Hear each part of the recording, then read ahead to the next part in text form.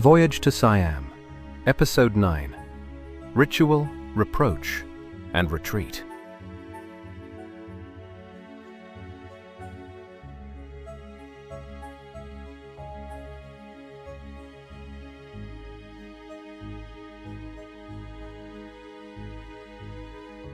Earl arrived in Bangkok during the cremation of a recently deceased royal. The ceremony of burning the body of the late king, whose decease had taken place about 6 months before, was to be performed on the day of my arrival, and some of the American officers and Mr. Hunter attended. Being much fatigued, and hearing that the principal ceremony would be postponed until the evening, I decided on remaining at the factory to enjoy a longer repose, and learning subsequently that the gentlemen who composed the party were dreadfully incommoded by the crowd and the heat of the weather, I did not regret having stayed away. In the evening, several large canoes arrived, sent by the Phra clan to convey us to the royal part of the town, which contains the tombs, a display of fireworks and other exhibitions being about to take place. We ascended the river for rather more than a mile and put in towards the chief landing place.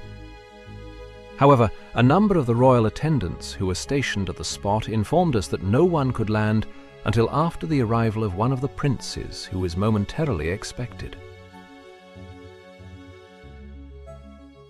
Mr. Roberts, the American envoy, appeared much annoyed at the insult and was inclined to return, but Mr. Hunter, who ranked high as a Siamese nobleman and had not been accustomed to such conduct from the natives, dashed in with his boat and ordered the attendants to fall back, which they readily did. We now advanced along a broad, straight walk, bounded on each side by lines of tombs and pagodas, from which arose a strong effluvia of decomposing animal substances. And after passing several avenues of the same description running at right angles, the increasing crowd gave notice of our approach to the spot at which the exhibitions were to take place.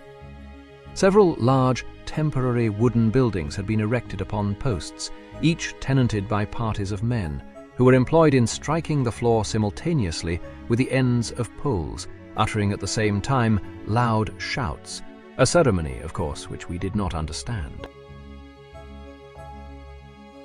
A pedestrian excursion into the town being totally impracticable on account of the depth of the mud in the streets, I amused myself in the afternoon with a cruise upon the river, taking the precaution of procuring shelter from the intense rays of the sun by means of a large Chinese umbrella. At 4 o'clock we sat down to an excellent dinner. We were indebted for a part of the luxuries which it displayed to the indefatigable Hattie, who, to his other qualifications, added that of being a first-rate cook. He had concocted some well-flavoured curries, and I suspect that his morning voyage in the cockleshell had been undertaken to procure the necessary ingredients. Mr. Roberts, having received an intimation from the Phra clan to attend with his friends, naturally expected that proper places would be provided for the party. But when we approached the upper end of the avenue, no emissary of the Phra clan made his appearance. While the conduct of the crowd being very insulting, Mr. Roberts determined to retire. We accordingly commenced our retreat to the boat, accompanied by the contemptuous sneers of the mob. Mr. Morrison seemed inclined to think that we owed our unhandsome reception to the party having been accompanied by several native Christian interpreters, who are justly despised by the Siamese on account of their dissolute habits. But in all probability it was an intentional insult on the part of the Phra clan. We found the boats at the landing place and returned to the factory, venting our indignation on the way by the utterance of cutting strictures on the cavalier treatment which the Siamese had thought fit to bestow upon their visitors.